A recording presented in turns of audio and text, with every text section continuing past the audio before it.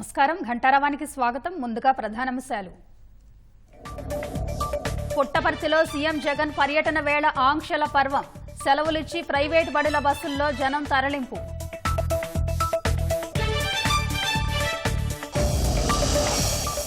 Sitting స్థానాల నుంచి పోటీకి వైకాపా ఎంపీల విముఖత. ముందుకు రాని కొత్తవారు, అధిష్టానం వెతుకులాట.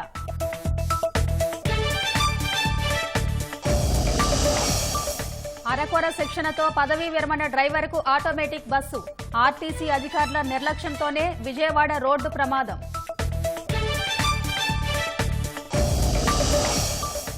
ఛత్తీస్గఢ్, మిజోరాంలలో కొనసాగుతున్న పోలింగ్.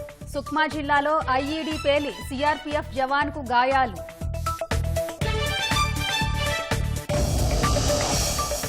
గాజా సిటీని ముట్టడించిన ఇజ్రాయెల్ దళాలు. దాడులను మరింత ఉధృతం చేస్తామని వెల్లడి.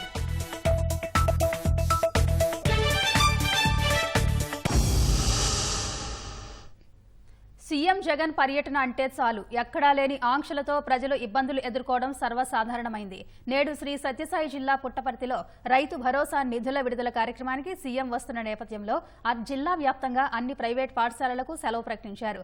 సీఎం సభకు జనాలను తరలించడానికి ప్రైవేట్ పాఠశాల బస్సులను స్వాధీనం చేసుకుని ఆయా పాఠశాలలకు సెలవులు ప్రకటిస్తూ జిల్లా విద్యాశాఖ ఆదేశాలు జారీ చేసింది. పుట్టపర్తి సభలో సీఎంను నిలదీసేందుకు రైతులతో కలిసి తెదేపా నేతలు చెలో పుట్టపర్తి కార్యక్రమానికి పిలుపునిచ్చారు. తెలుగుదేశం నేతలను ఎక్కడికక్కడ గృహ నిర్బంధం చేశారు.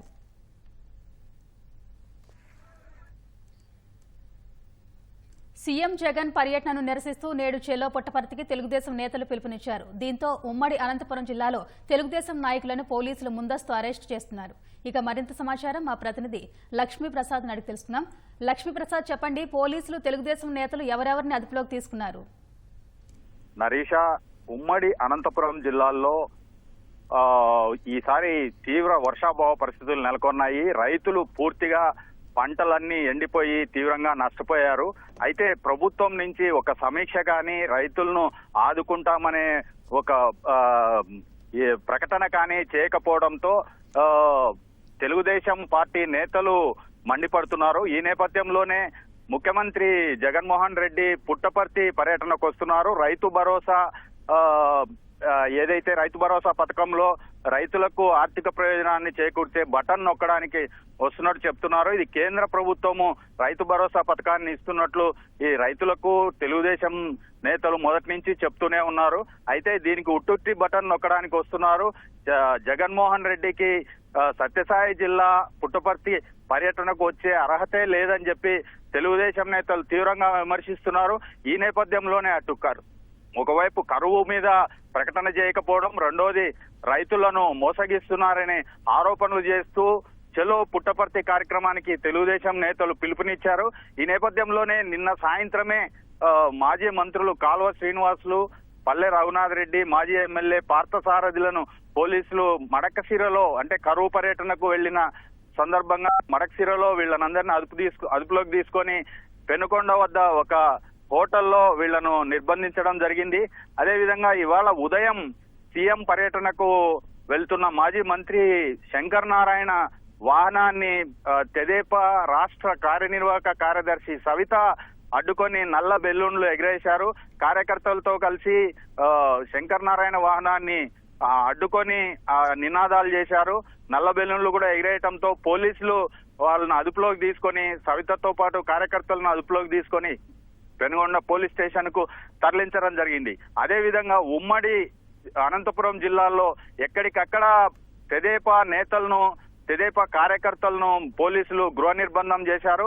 ఇవాళ తెల్లవారుజాము నుంచే మొత్తం మీద ప్రకాష్ నాయుడు అంటే చంద్రదండు రాష్ట్ర అధ్యక్షుడు ప్రకాష్ నాయుడు ఇంటికి తెల్లవారుజామునే పోలీసులు చేరుకొని ప్రకాష్ నాయుడిని గృహ నిర్బంధం చేశారు.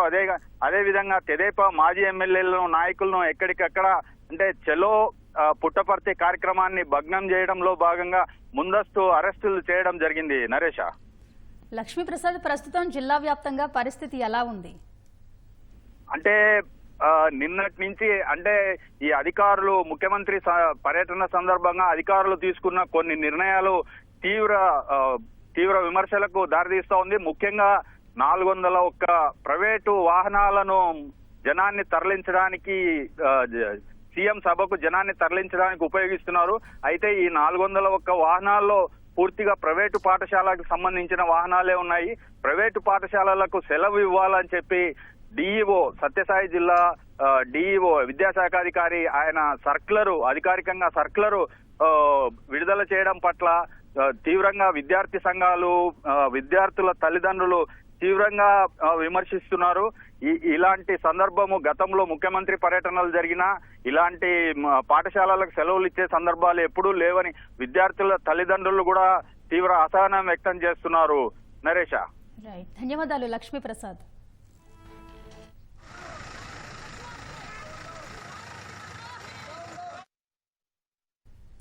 ఎన్నికల తరుణం ముంచుకొస్తున్న అధికార వైకాపా ఎంపీ అభ్యర్థుల్లో అయోమయం కొనసాగుతుంది.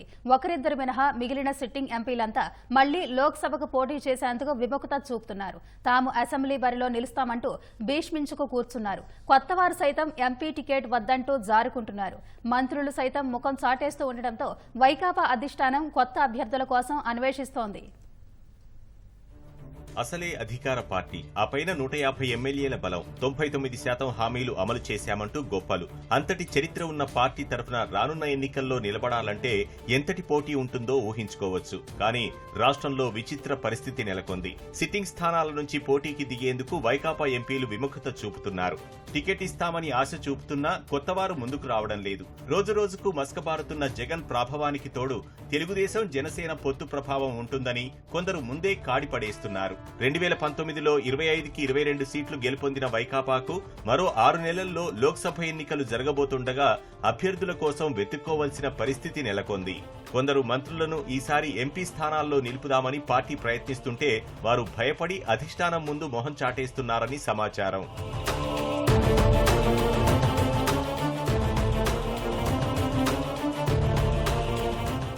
రాజధానంటూ జగన్ పదే పదే వల్లెవేస్తున్న విశాఖలోనూ ఆ పార్టీ అభ్యర్థిని వెతుక్కోవలసిన పరిస్థితులు వచ్చాయి. ప్రస్తుతం ఎంపీగా ఉన్న ఎంవివి సత్యనారాయణ వచ్చే ఎన్నికల్లో అసెంబ్లీకైతేనే పోటీ చేస్తానని భీష్మించుకు కూర్చున్నారు. పట్టుబట్టి విశాఖ తూర్పు నియోజకవర్గ బాధ్యతలు తీసుకున్నారు. వైకాపా ముఖ్య నేత విజయసాయిరెడ్డి విశాఖ నుంచి బరిలో దిగనున్నారని వార్తలొచ్చాయి.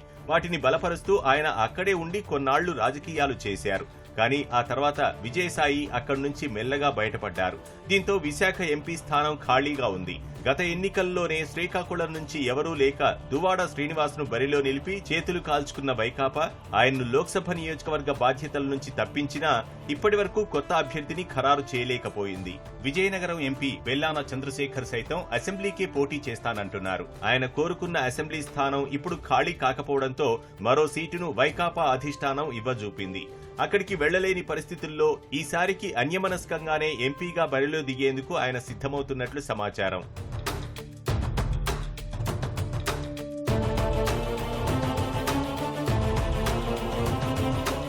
వైకాపా సిట్టింగ్ ఎంపీల్లో ఎక్కువ మంది ఈసారి అసెంబ్లీకి పోటీ చేసేందుకు మొగ్గు చూపుతున్నారు. అరకు, అనకాపల్లి, కాకినాడ, అమలాపురం, బాపట్ల, చిత్తూరు ఎంపీలు అసెంబ్లీ సీట్లు ఆశిస్తున్నారు. కొందరిని వైకాపా అధిష్టానమే అసెంబ్లీకి పంపాలని నిర్ణయించింది. నెల్లూరు ఎంపీ ఆదాల ప్రభాకర్ రెడ్డిని ఇప్పటికే నెల్లూరు గ్రామీణ అసెంబ్లీ నియోజకవర్గ అభ్యర్థిగా పార్టీ ప్రకటించింది. నెల్లూరు ఎంపీ అభ్యర్థిగా ప్రస్తుత రాజ్యసభ సభ్యుడు వేమిరెడ్డి ప్రభాకర్ రెడ్డిని ఖరారు చేసింది. రాజమహేంద్రవరం ఎంపీని రాజమహేంద్రవరం గ్రామీణ అసెంబ్లీ నియోజకవర్గంలో, అనంతపురం ఎంపీని ఉరవకొండలో పోటీ చేయిస్తే ఫలితం ఎలా ఉంటుందనే కోణంలో పార్టీ అధిష్టానం సర్వేలు చేయించింది. కర్నూలు ఎంపీని విధిలేని పరిస్థితులు వస్తే ఎమ్మిగనూరు అసెంబ్లీ నియోజకవర్గం నుంచి బరిలో దింపే ప్రతిపాదన ఉందని పార్టీ ముఖ్య నేతలు చెబుతున్నారు. ఆయన స్థానంలో మంత్రి గుమ్మనూరు జయరాంను ఎంపీగా పోటీ చేయాలని పార్టీ చెబుతున్నా ఆయన కిమ్మనడం లేదంటున్నారు. తిరుపతి ఎంపీని గూడూరుకు పంపేందుకు పార్టీ ప్రయత్నిస్తోంది.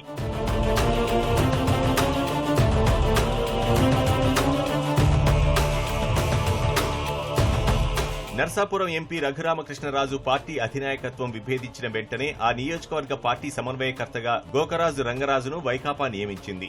ఆయన క్రియాశీలకంగా ఎక్కడా కనిపించడం లేదు. చివరికి ఆయన్నే ఒప్పించి బరిలోకి దింపనున్నట్లు సమాచారం.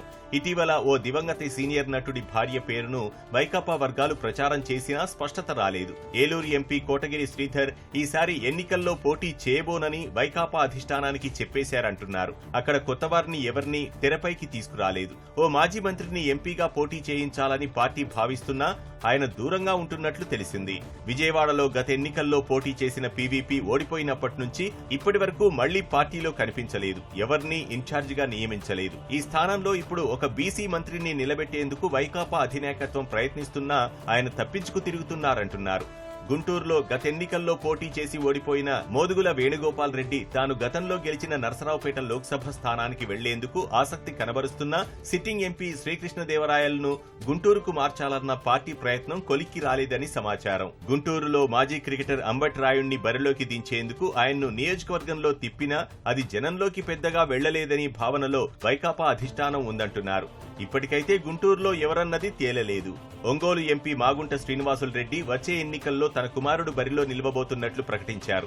ఆ స్థానంలో పోటీ చేసేందుకు సీఎం జగన్ చిన్నాన్న వైవి సుబ్బారెడ్డి తీవ్రంగా ప్రయత్నిస్తున్నారు. శ్రీనివాసులు రెడ్డి కుమారుడు ఢిల్లీ లిక్కర్ కేసులో చిక్కారు. దీంతో ఒంగోలులో పోటీపై ఇప్పటికీ స్పష్టత లేదు. హిందూపురంలో కొత్త అభ్యర్థిని తెరపైకి తెచ్చేందుకు వైకాపా ప్రయత్నిస్తోంది. గత ఎన్నికల్లో వైకాపా 22 స్థానాలు గెలిచినా ఇప్పటి వరకు మచిలీపట్నం, కడప, రాజంపేట ఎంపీ స్థానాల్లో మాత్రమే స్పష్టత ఉంది. ఆయా స్థానాల నుంచి మరోసారి వల్లభనేని బాలశౌరి, అవినాష్ రెడ్డి, మిథున్ రెడ్డి పోటీలో ఉండనున్నట్లు సమాచారం. అయితే జమలమడుగు నుంచి అవినాష్, మరో అసెంబ్లీ స్థానంలో మిథున్ రెడ్డి పోటీ చేయవచ్చన్న ప్రచారమూ ఉంది. నంద్యాలలో ఈసారి టీటీడీ ఈవో ధర్మారెడ్డి బరిలో దిగుతారని గట్టిగా ప్రచారం జరిగింది. అయితే ఆయన కుటుంబంలో నెలకొన్న విషాదం నేపథ్యంలో ఆ ఆలోచన విరమించుకున్నారంటున్నారు. ప్రస్తుత ఎంపీ పోచ బ్రహ్మానందరెడ్డిని కొనసాగించే అవకాశం ఉంది.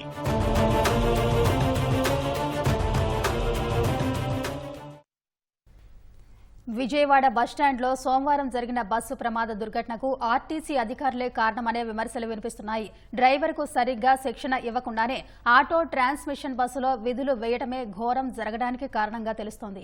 అధునాతన సాంకేతికత కలిగిన బస్సు నడిపేందుకు 2 రోజుల శిక్షణ సరిపోలేదన్న అధికారులు పట్టించుకోలేదని తెలిసింది. బస్సులో ఎక్సిలేటర్ స్తంభించడం ప్రధాన కారణంగా తెలుస్తూ ఉండగా ఈ సమస్యపై పలుమార్లు డ్రైవర్లు ఫిర్యాదు చేసినా పట్టించుకోలేదు. కనీస మరమ్మతు చేయకుండానే సర్వీస్ కొనసాగించారు. వాస్తవాలను కప్పిపుచ్చి డ్రైవర్నే ప్రమాదానికి బాధ్యుడిగా చేసి చేతులు దులిపేసుకునేలా విచారణ నివేదిక సిద్ధం చేస్తున్నట్టు ఆరోపణలొస్తున్నాయి.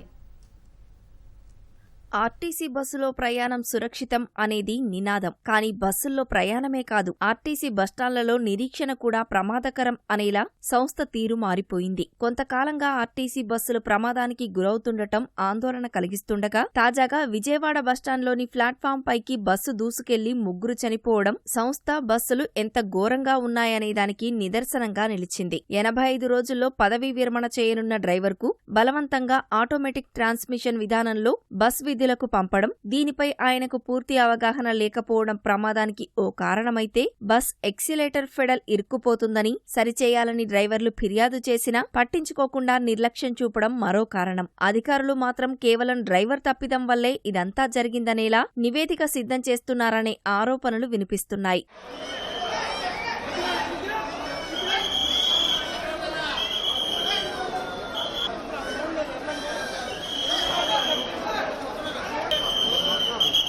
ప్రమాదానికి గురైన బస్సు ఆటోమేటిక్ ట్రాన్స్మిషన్ విధానంలో నడుస్తుంది. విజయవాడ ఆటోనగర్ డిపోలో ఇలాంటివి 13 బస్సులున్నా తరచూ పాడవుతున్న కారణంగా 6 నడుపుతున్నారు. డ్రైవర్లకు గతంలో బెంగళూరులోని ఓల్వో కంపెనీ కేంద్రానికి పంపి శిక్షణ ఇప్పించేవారు. కొంతకాలంగా కొత్త డ్రైవర్లకు డిపోకి చెందిన సేఫ్టీ డ్రైవింగ్ ఆఫీసర్తోనే శిక్షణ ఇప్పిస్తున్నారు. గత నెల వరకు విజయవాడ, బెంగళూరు సూపర్ లగ్జరీ సర్వీసులు విధులు నిర్వహించిన డ్రైవర్ ప్రకాశంను వయసురీత్యా దూర ప్రాంత సర్వీసులకు పంపకూడదని నిర్ణయించారు. ఈ నెల 1 నుంచి 2 రోజుల పాటు మెట్రో లగ్జరీ ఏసీ సర్వీసులో విధులు కేటాయించారు. దీనిని నడపటంపై ఆయనకు కేవలం 2 రోజులే శిక్షణ ఇచ్చారు. అది సరిపోలేదని చెప్పినా ఇలాంటి సర్వీసును మరొక డ్రైవర్ను నడుపుతుండగా పరిశీలించి నేర్చుకోవాలంటూ ఫాలోయింగ్ కి 1 రోజు పంపారు. ఆ తర్వాత నుంచి ఈ బస్సుల్లో విధులు కేటాయిస్తున్నారు. తొలుత ఆదివారం ఇటువంటి సర్వీసు నడిపిన డ్రైవర్ ప్రకాశంకు సోమవారం మరొక బస్ ఇచ్చారు. అదే ప్రమాదానికి గురైంది.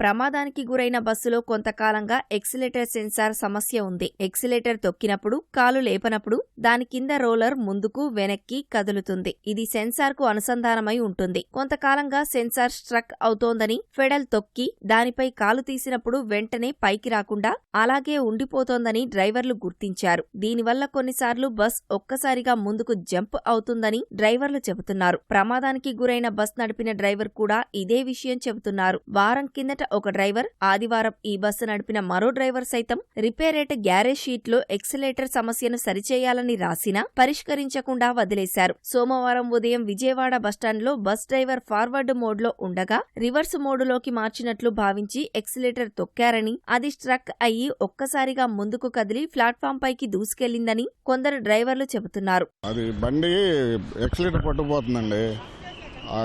రివర్స్ గేర్ కూడా పట్టుకుపోయిందనుకుంటే రివర్స్ గేర్ వేసాను, అది మూవ్ అవ్వలేదు. ఈ లోపు నేను మూవ్ చేసి ఎదరికి ఎక్సిలేటర్ పట్టుకుపోయి ఉండడం వల్ల అర్థం కాలేదు. ఆ ప్రాబ్లం ఎప్పటి నుంచి ఉందో, నేను ఇవాళ ఎక్కాను, నా వచ్చింది కూడా నిన్న ఈరోజే. అది నాకు ఎప్పటి నుంచో ఉందంట అది. ప్రమాదానికి గురైన బస్లో ఎక్సిలేటర్ ఫెడల్కు ప్లాస్టిక్ కవర్ చుట్టి ఉండటంపై భిన్న వాదనలు వినిపిస్తున్నాయి. ఫెడల్ కిందకు తొక్కినప్పుడు అది రోలర్ వద్ద ఇరుక్కుపోకుండా పైకి వచ్చేలా లాక్ పిన్ ఉంటుందని, అది వేయకపోవడంతో చాలా కాలంగా డ్రైవర్లే ఇలా ప్లాస్టిక్ కవర్ చుట్టి నడుపుతున్నట్లు చెబుతున్నారు. అధికారులు మాత్రం ఫెడల్పై డ్రైవర్ కాలు గ్రిప్పు కోసం అలా ఏర్పాటు చేసుకున్నారని అంటున్నారు. ఎక్సిలేటర్ ఫెడల్ వద్ద ఉండే సెన్సార్ తడిచిపోకుండా ఇలా ప్లాస్టిక్ కవర్ చుట్టినట్లు మెకానిక్స్ చెబుతున్నారు.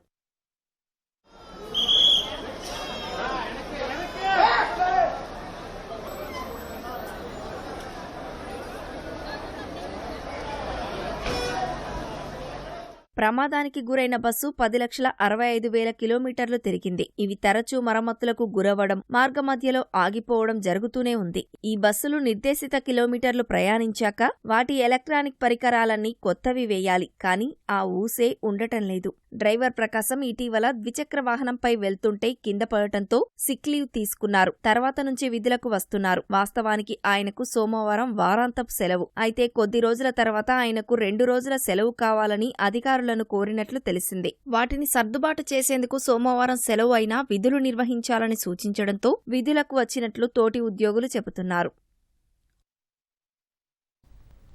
అనంతపురంలో పోలీసులు నిర్బంధించిన రిసార్ట్ నుంచి తెలుగుదేశం నేతలు మాట్లాడుతున్నారు. ప్రత్యక్ష ప్రసారం ద్వారా చూద్దాం. నిర్బంధించి పోలీస్ కస్టడీలో ఉంచుకుంటా ఉన్నారు. ఇది పూర్తిగా చట్ట వ్యతిరేకం, ధర్మబద్ధంగాని పని. ఇప్పటికైనా ప్రజలు, రైతులందరూ కూడా ఒక తాటి మీదకి వచ్చి ఈ రాష్ట్రానికి ఉజ్వల భవిష్యత్తు ఇచ్చే నాయకుడు చంద్రబాబు నాయుడు గారి నాయకత్వాన్ని సమర్థించమని మేము వాళ్లకు పేరు పేరున విజ్ఞప్తి చేస్తా ఉన్నాం.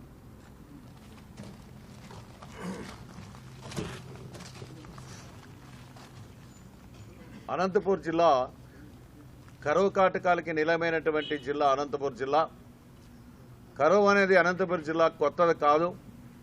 అయితే గత 25 సంవత్సరాల కాలం నుండి లేనటువంటి కరువు ఈసారి అనంతపూర్ జిల్లా, ఉమ్మడి అనంతపూర్ జిల్లాలో వచ్చింది.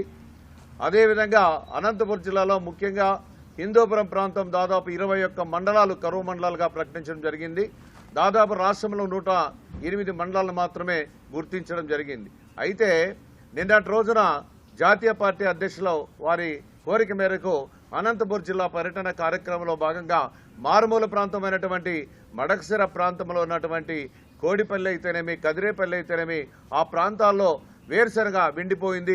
అదేవిధంగా రొద్దం మండలానికి చెందినటువంటి పెద్ద మంతూరు, అదేవిధంగా ఆ ప్రాంతంలో కూడా వేరుశనగ వెండిపోయినటువంటి పరిస్థితి.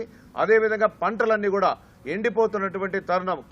కంది కానీ, వేరుశనగ కానీ, పప్పు శనగ కానీ, మేజ్ కానీ ఇలాంటి పంటలు ఎండిపోతున్నటువంటి తరుణంలో ముఖ్యంగా మేమంతా కూడా వెళ్ళి అక్కడ పరిశీలన, క్షేత్రస్థాయిలో పరిశీలించి రైతాంగానికి ఒక ఓదార్పునిచ్చి, ధైర్యాన్నిచ్చి భవిష్యత్తులో తెలుగుదేశం పార్టీ అధికారంలోకి రాబోతుంది, తప్పకుండా ఆదుకుంటామని ఆ సందర్భంగా తెలియజేశాం. అదేవిధంగా కోడిపల్లిలో దాదాపుగా 60 కుటుంబాలు ఉన్నటువంటి ఆ కుగ్రామంలో దాదాపుగా అందరూ కూడా బీగాలు వేసుకునేసి బెంగళూరుకి వలస వెళ్ళినటువంటి పరిస్థితి. కానీ ఈ వలసల్ని అరకట్టాల్సినటువంటి బాధ్యత ముఖ్యంగా ఈ జగన్మోహన్ రెడ్డి మీద ఉంది. అదేవిధంగా గతంలో చూసినట్లయితే 18-19కి సంబంధించి దాదాపు 1800 కోట్ల రూపాయలు అదేవిధంగా ఇన్పుట్ సబ్సిడీ కానీ క్రాప్ ఇన్సూరెన్స్ రావాల్సి ఉండేది. అయితే దాన్ని కూడా ఏమాత్రం అశ్రద్ధ వహించి అది కూడా ఇవ్వలేదు. అదేవిధంగా ఇప్పుడు కూడా కోరుతా ఉన్నాం, ఈ రోజు ముఖ్యమంత్రిగా నీవు కూడా క్షేత్రస్థాయి పర్యటనకు వెళ్ళు, అదేవిధంగా పరిశీలించండి, అది వారి రైతాంగానికి న్యాయం చేయమని విజ్ఞప్తి చేస్తా ఉన్నాం. అదే చంద్రబాబు నాయుడు గారి ప్రభుత్వ హయాంలో చూసినట్లయితే రైతాంగానికి 90 ఏళ్ళలో first time in the history ఆ రోజు ఇన్పుట్ సబ్సిడీ క్రాప్ ఇన్సూరెన్స్ కూడా ఇచ్చింది చంద్రబాబు నాయుడు గారి ప్రభుత్వంలో మొట్టమొదటిసారిగా. అది అనాదిగా కొనసాగుతున్నటువంటి తరుణంలో ఈ రోజు చూస్తూ ఉన్నాం. ఈ జగన్మోహన్ రెడ్డి మాట తిప్పను మడమ తిప్పను అని చెప్తున్నాడు కానీ అన్ని మాటలు మార్చాడు, మడమ తిప్పాడు. రైతాంగాన్ని ఆదుకోలేనటువంటి చెవటి దద్దమ్మ వ్యక్తిని సందర్భంగా తెలియజేస్తా ఉన్నా. చంద్రబాబు నాయుడు ప్రభుత్వంలో సబ్సిడీ ధరల మీద వేరుశనగ ఇచ్చాం, పప్పు శనగ ఇచ్చాం, స్ప్రింక్లర్లు ఇచ్చాం, గుంటకలు ఇచ్చాం, గొర్రెలు ఇచ్చాం, అన్ని కూడా రైతాంగానికి ఇచ్చి ఆదుకోవడం జరిగింది. ఈ రోజు మేము క్షేత్రస్థాయి పర్యటన చేయడం తప్ప, అదేవిధంగా రైతులను ఓదార్చడం తప్ప. ఆ క్రమంలోనే మీరు కూడా నువ్వేదో వస్తా ఉండవు పుట్టపర్తికని వస్తా ఉంటే అరెస్ట్ చేయడము నియంతృత్వ ధోరణికి అది అద్దం పడుతుంది.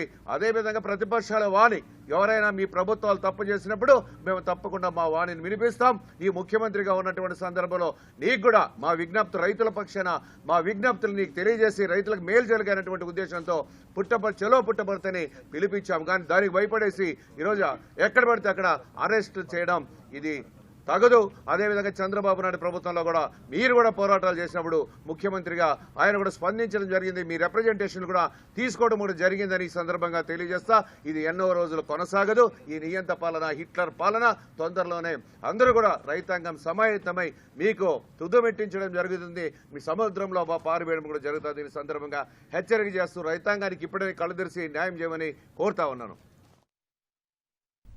వచ్చే ఏడాది జరగనున్న సార్వత్రిక ఎన్నికలకు సెమీఫైనల్స్ గా భావిస్తున్న 5 రాష్ట్రాల అసెంబ్లీ ఎన్నికల్లో తొలి అంకానికి తెరలేచింది. ఛత్తీస్గఢ్, మిజోరంలో పోలింగ్ కొనసాగుతుంది. ఛత్తీస్గఢ్లోని 20 నియోజకవర్గాలకు ఉదయం 7 గంటలకు పోలింగ్ ప్రారంభమైంది. ఈ 20 అసెంబ్లీ స్థానాల ఎన్నికల్లో 12 స్థానాలు బస్తర్ డివిజన్లోనే ఉన్నాయి. వీటిలో సమస్యాత్మక అంతగఢ్, భాను ప్రతాపూర్, కంకేర్, కేష్కల్, కొండగావ్, నారాయణపూర్, దంతెవాడ, బీజాపూర్, కొంటా స్థానాల్లో ఉదయం 7 గంటల నుంచి మధ్యాహ్నం 3 గంటల వరకు పోలింగ్ జరగనుంది. బస్తర్, జగదల్పూర్, చిత్రకోట్లలో ఉదయం 8 నుంచి సాయంత్రం 5 వరకు ఓటింగ్ నిర్వహించనున్నారు. 20 స్థానాల్లో మొత్తం 223 మంది అభ్యర్థుల భవితవ్యాన్ని 40 లక్షల మంది ఓటర్లు ఈవీఎంలలో నిక్షిప్తం చేయనున్నారు. ఛత్తీస్గఢ్ అసెంబ్లీలో మొత్తం 90 అసెంబ్లీ స్థానాలుండగా తొలి విడతలో 20 స్థానాలకు పోలింగ్ జరుగుతోంది. మిగతా 70 స్థానాలకు నవంబర్ 17న రెండో విడతలో ఎన్నికలు జరగనున్నాయి. డిసెంబర్ 3న ఓట్లను లెక్కించనున్నారు. అయితే పోలింగ్ ప్రారంభమైన కాసేపటికే సుక్మా జిల్లాలో ఐఈడీ పేలుడులో సీఆర్పీఎఫ్ జవాన్కు గాయాలయ్యాయి.